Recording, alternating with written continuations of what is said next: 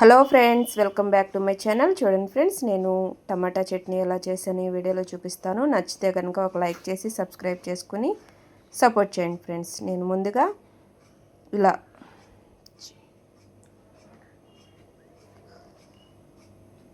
ఇలా ఒక గిన్నె తీసుకుని తగినంత ఆయిల్ అలాగే జీలకర్ర అలా తీసుకుని దీంట్లో నేను పండుమిర్చి తీసుకున్నాను. పండుమిర్చి కొంచెం వేగిన తర్వాత ముందుగా కట్ చేసి పెట్టుకున్న టమాటాలు సన్నగా తరిగి పెట్టుకున్నాను.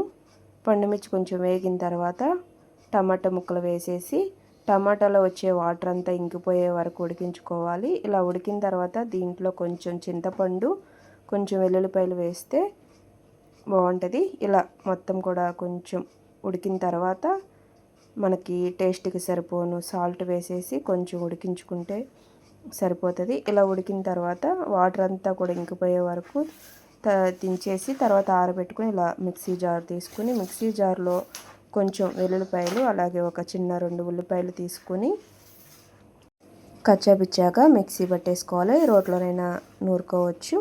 ఇలా ఉల్లిపాయ అనేది మనకి పంటికి తగులుతూ ఉంటే టేస్ట్ అనేది మనకి టిఫిన్స్లో చాలా బాగుంటుంది. ఇంతే ఫ్రెండ్స్, ఈ వీడియో వచ్చేసి నచ్చితే కనుక ప్లీజ్ సబ్స్క్రైబ్ చేసుకుని. Okay friends.